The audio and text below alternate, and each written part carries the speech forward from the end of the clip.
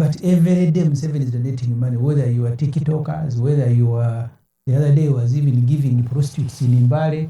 So, you work over prostitutes, sex workers. You work in CB.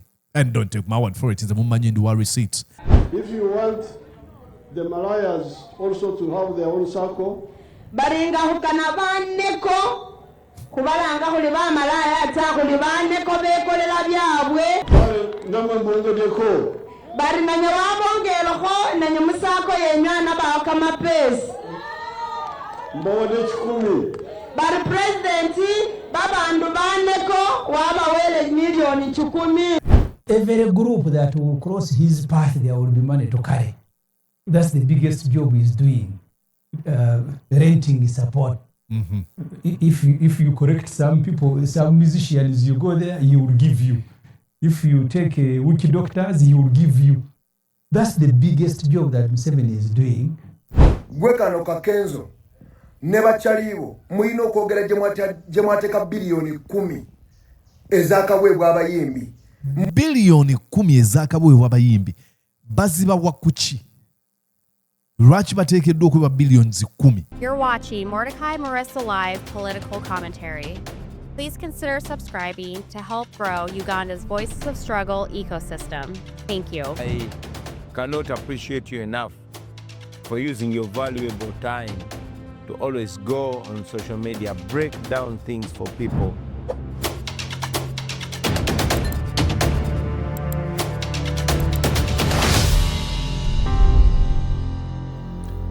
And yes, indeed, okusinziira munda mu ggwanga li United States of America, ogamba otyo kansumenti oli bulungi. Nze Mordecai Marissa, nkwaniza ku mukutu gu Mordecai Marissa Live, nga nkugamba nti happy Saturday. Obwo nfuna? Tuli fenna, nkyali oli owuwo, ow'ekitiibwa omuteeketeeko mu Galatia, VVIP. Ate era Mr. President.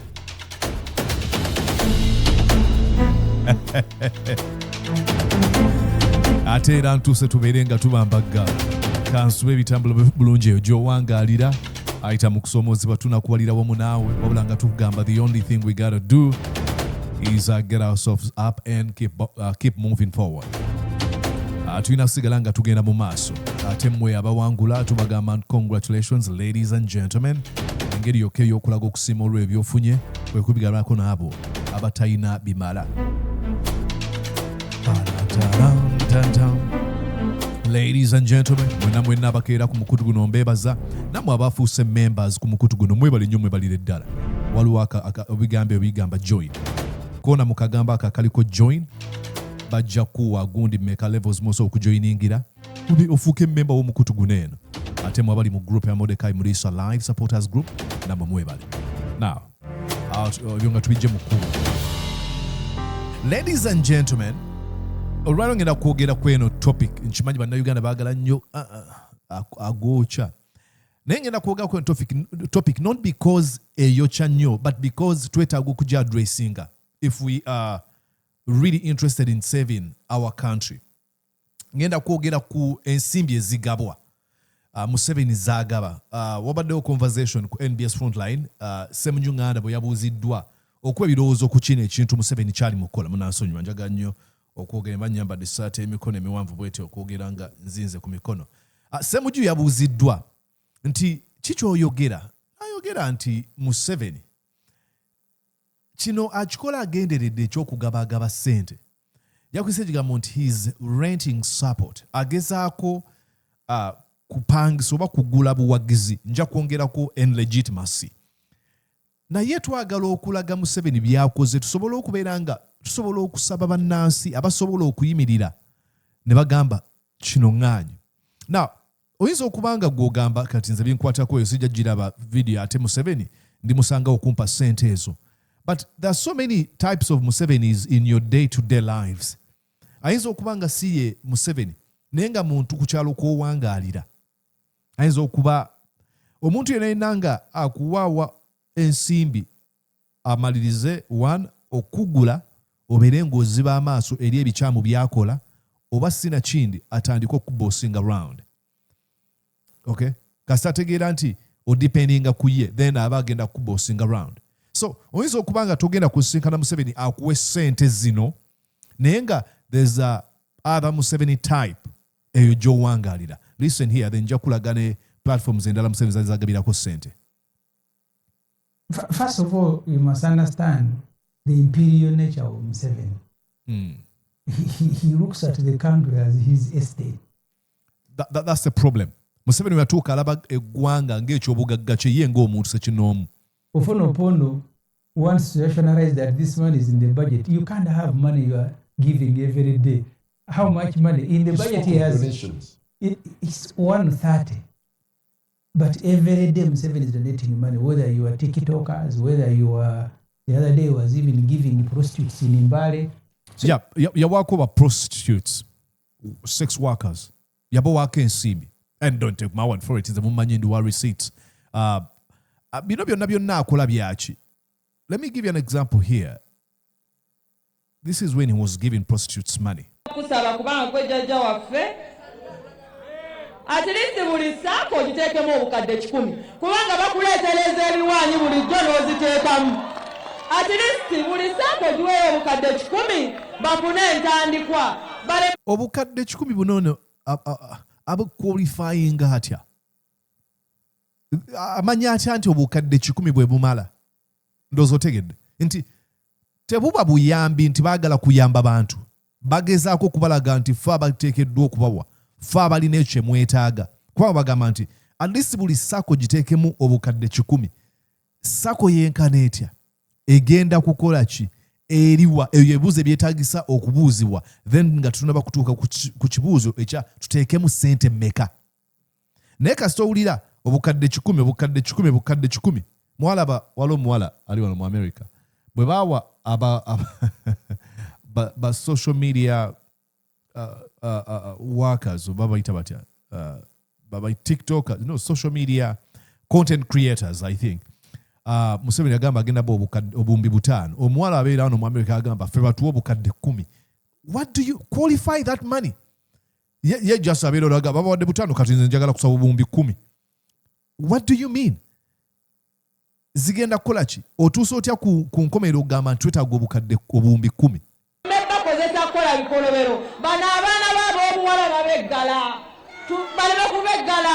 Listen to that language being used.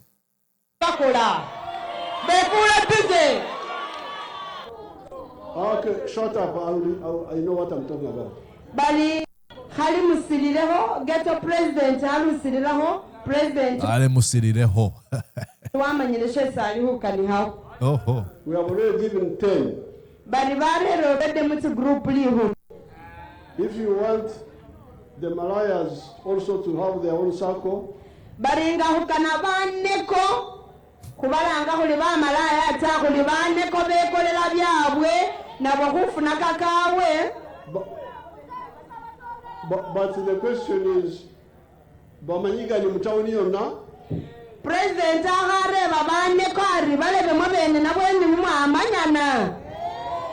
Kale namwe mwongeddeko. Bari nanye wabongereho nanye musako yenywana bawaka mapesi. Mbawadde 10. Bari president babandu banneko wabawele milioni 10. Baheneko abawahere okahe 10. Hey, I am sorry bobanga oli wali lumyoro. Ennimi nsaagala nnyo so tobeera onogamba muliiso omwokina olulimi lwaffe. But atuusa atya conclusion. Namwe bawadde 10. Banneekolera jang. And then you have to understand, si kugezaako okukyusa bulamu bw'abantu banene nti teyeebuuza batuuse batya mijji n'emirimu gye baagala okukola.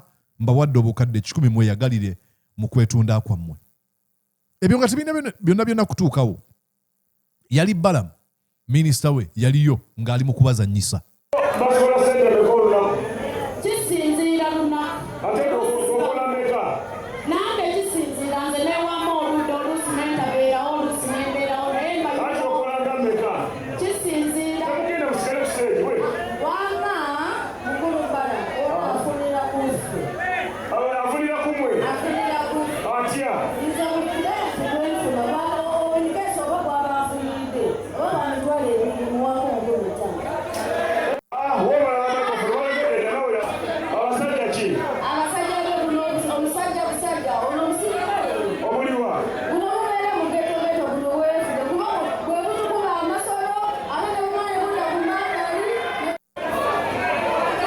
That is all intended. That is all by design. Olio mulabye oyusema obali bamita namyalo, I think lyerinnya lye. Batweggala then onajja bwebutukuba. Byonna ebyo it is by design. The mimification of people's suffering. The reducing them to comedy. Gwe bawa omuzindaalo. Balamu agenda oba emizindalo ng'amanyi bateekeddwa okubyogera. Twala obulamu bwabwe ng'ekyokusaaga. By reducing engoma z'essaati za Museveni. Obagambe ngenda bbawo obukadde 10, ngenda bbawo obukadde 50. Zigenda kukola ki? Ne bagamba nti banneekolera jange bali eyo tugambe bali 2. Bw'obawa obukadde 10 buli omu n'omuwa emitwalo 5 gagenda kukola ki? Kupangisa nnyumba, kufuna bujjanjabi, zigenda kukola ki? Bino byonna biri by design. Okutunulira Museveni nga omuyambi ateekeddwa okuzimba kye bayita savior image yateekeddwa okuyamba abantu. Let's go back to Ssemujunga amaliriza. Here, yeah. Every group that will cross his path, there will be money to carry. That's the biggest job he's doing. Renting support. Mm-hmm. If you correct some people, some musicians, you go there, he will give you. If you take witch doctors, he will give you. That's the biggest job that Museveni is doing. The only difference is that now he's doing it publicly, I think because of old age. There was a time he met with the MPs, he was giving them money and he said, if the public discovers, we deny. That time, that is the training he was giving MPs. Now he didn't even allow them to deny. He was giving it like an old man in full view of camera. But it's, Parliament, it undermines Parliament. I remember when we were saying... Yadayogera kwezo obukadde 10 bwe bawadde abaka ba Parliament buli mubaka bamuwa obukadde 10. Kyayogeddeko buli gwasinkana nkuwadde zino. Look at what happened when he met Kasuku. Ngenda kutekamu bilioni 5. Wanjisebo linda ko siwulidde bulungi wanjisebo bilioni tweyanziza nnyo sebo. I was here last time. Where is all this money coming? Sikomo oyinza okugamba nti nkomye okwo kankulaga walala wavuddeyo naawe abaneno abenjawulo sente. Listen here to what pledging us. So therefore, I'm very happy to support the Bataka. Olwekyo olina essanyu lingi okuwagira kuba nti mpagira abataka. Kati wano mbalonza kuchoka. No, they had a circle. They had their circle of the Barangira. I would like to put 100 million in that one. Buli sako ye agenda ateeka mu 10. Abalangira president abateereddemu obukadde. How does he qualify and quantify this money? Why 100 million shillings? Sinaba kuwa listen here. Ono yali akaaba kati kuba nate yali abawadde obuwumbi bungi. Actually this is 8 hours ago okuva omuyimbi Ziza Bafana. Kumanyira abantu mwino okwogera Listen. Gwe kano kakenzo ne bakyaliwo mwino okwogera gye mwateeka bilioni 10 ezakaweebwa abayimbi. Bilioni 10 ezakaweebwa abayimbi. Baziba wakuki. Lwaki bateekeddwa okuba billions 10? Muve mu bino by'okwebuzabuza n'okumanyira abantu mwino okwogera gye mwateeka bilioni 10 ez'abayimbi. Mwino okuleeta accountability ya bilioni 10. Temugenda kwechangira mu ssente za mu wa musolo, temugenda kwechangira mu ssente z'amaanyi g'abalala. It is so funny, the irony here. Temugenda kwechangira mu ssente za mu wa musolo naye muzimpe nzenze abazeechangiramu. I don't. Bwe bazikuwa bwe zijja billions 10 ne bazikuwa kati ssente z'omusolo zibeera accounted for z'omuwa omusolo. Bwe bazikuwa zifuuka z'omuwa musolo kubanga Kenzo tannabakuwaako zizo. Bwakuwaako ekati nebu. These are all hypocrites. Then I wanted to show you here again. This is Museveni donating money as though.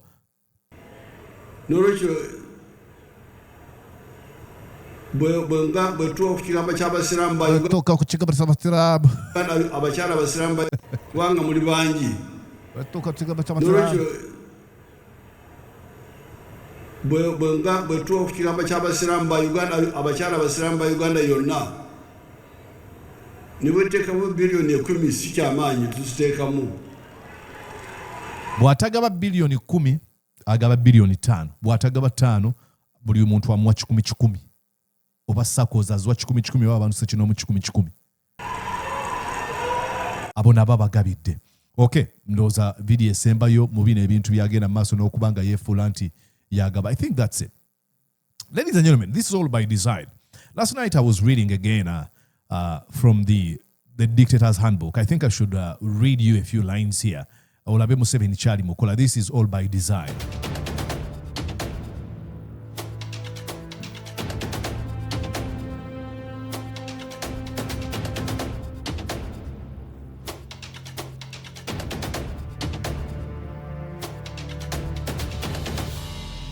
Now, if you read this book, Bruce Buemo of Mesquita and Alestia Smith, bachita The Dictator's Handbook, njagala kugenda mu chapter, I think chapter eyo bagituuma, is it all right here, I think it's called Steal from the Rich, Give to the Poor. And they make here bakutegeeza Museveni Chali Mukola agamba nti money is essential for anyone who wants to run any organization without their share of the state's rewards. Hardly anyone will stick with incumbent for a long. Actually, when njagala okusomera wabadde waneeno, wait a second. Yes, here. Oh, no. Wait a second. Wait.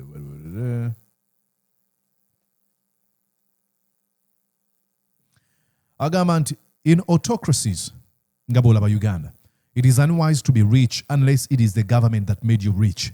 That's the Museveni principle. Bobera mugagga oteekeddwa kuwagira Museveni. Then boba towagira Museveni, government eteekeddwa okubanga ekuwadde ssente. Then obviously owagira Museveni. And if this is the case, it is important to be loyal above else. Oteekeddwa okubanga ogondera.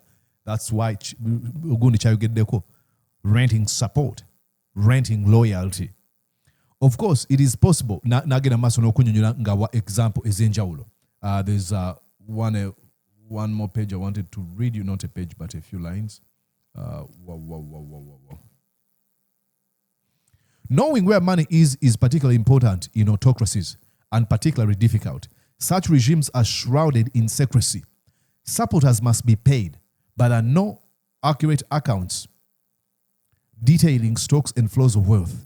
Of course, this lack of transparency is by design. Sente za Museveni zivaawa. Okuba tetumanyi sente zono gye ziva, ekyo nakyo kiri by design. Kubanga ekyo kyokka okuba tomanyi gye ziva kikuleetera gwe kinnyinnyini okumutunuulira ng'ow'enjawulo. Alina emirimu gye gy'akola. Actually, abamu ku baaswadde, I think it was this woman, mbu ono yabba akalulu ka Kampala Central, Misa Kabanda, wulya bw'agamba. Kavu president sente zagaba teziba za government, ziba zize kuba mulunzi wa ntera yatutte mu faamu. Teziba za government, ziba ye mu nsawo ye nga bunoga ati kampe ku baana bange. Ate yatugambye nja kubawaayo malembo ongere. Yatugambye 2 amala atwongere 8. Bw'omulaba nga yeewombeese n'okwogeza eggonje bw'oyinza okugamba mukazi wa mazima n'okwebikkirira ne ku bufere obuyaaye obulimba kwatudde Misa Kabanda. Bw'omusanga mu muzikiti ng'asaala oyinza okugamba hajjatu wuno naye nga ku bufere obutagambika.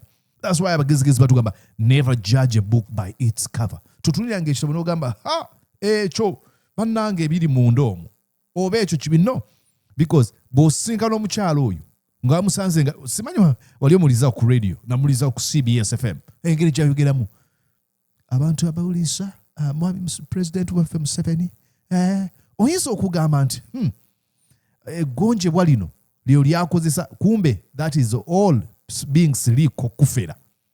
So bino byonna biri by design okuteekawo engeri ey'abantu okwebuuza sente zivaawa, engeri etamanyi ekyo nno musajja mugezi bwe bababuuza nawe bennyinnyini musajja mulunzi buli kaseera abeera agaba obukadde 10, obukadde 2, obuwumbi 5, obuwumbi 10 zivaawa. It is not accounted for. Tetumanyi gye ziva. So teekeddwa okutuuka akaseera abantu abamu muffe bayimire bagambe sijja kutwala ezo ssente kyabwe buusa okuzannyira ku bannansi ku mutwe nga bwe twalaba Uganda Law Society gye buvuddeko yagamba tetwagala ssente obuwumbi obutaano Museveni bwe yatusuubiza ne bazigaana. We have to get people who can stand. Nga bwe ngambye nti goyinza okulaba eno video ng'ogamba tebinkwatako, but there's a Museveni figure in your life oba mu company oba mu mikwano gyo mulimu oyo omuntu ayagala akuwa kwata 10 kwata 2 kwata 3 kwata bwoti ekyo kizimba savior mentality nti akaseera kajja kutuuka nga buli kizibu otunuulira ye, kikuleetera okunafuwa, kikuleetera okweteeka mu kifo ng'oteekeddwa okubeera ng'okulemberwa buli kaseera kubanga olina omuntu akuyamba akulaze nti ye akuwa ssente tomanyi gy'azijja, kumbe ali mu kugula buwulize, ali mu kugula buwagizi, ali mu kugula kumanyiira. So before we get to the national level nga tonna kutuuka kugamba Museveni nedda, how about okiteeka mu baana bo? Gye nakule waffe mukadde waffe yali yaŋŋaana okulya mu miriraano, simanyi kwe kyava, maybe yali teesiga bantu, naye kyo nakula mmanyi nti I am an independent man. Seetaaga kusabiriza neighbor. Now bwe nakula nze nasalo ne ngamba I can eat from here and there from the process of unlearning ebintu ebimu n'okwedefininga nganze, but I know at least eyo principle gye banteekamu, eyo principle entadde na wano nti seetaaga Museveni kumpa ssente. I do not want, naye bagamba obuwumbi buta, I don't care. I don't, maybe chekyatuusa ne wano wendi, I don't care about money. Sizifaako, it's just papers, be popular na binusu. Now tekitegeeza nti saagala kuwangaala, saagala kulya. I mean that's what we use. Kyekimu n'agamba nti sifa ku ngoye is design simanyi ono n'anyirira, but tekitegeeza saagala kwambala. So what I'm saying is I want the basics. Njagala okwambala essaati, njagala okulya. That money I can use it. Naye mbu mbeerawo njayane simani najagadde okuzimba ennyumba ennene bantye, emmotoka ennene bantye. If it is your thing, it is fine. Sigezaako okugamba tokikola. Bw'oba kyoyagala okukola, please go on. Ngenda kukuwagira.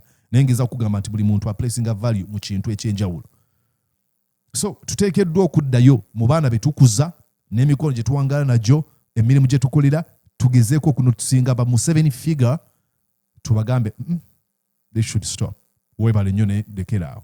Oba ssente ozijjawa, osobola okunjigiriza okuvuba mu kifo ky'okumpa ekyennyanja buli lunaku, nkwasa eddobo ndaga we bavuba mu kifo ky'okumpa buli kaseera. Ekyo Museveni kyakyakoze. Ye ayagala bamutunulire ng'omuyambi. Sad. Well, kimala dakiika 20 n'omusobyo already. Come on, Mordecai, ng'olandaga. All right, ladies and gentlemen, mwena mbebaza ababaddeko. Anja kusaba okubeera ng'osubscribe ku mukutu video njigabaleko n'emikwano gyo waliwo gwe nalabye yagambye law students ku IU bakutumidde. Brother, nange mbatumidde.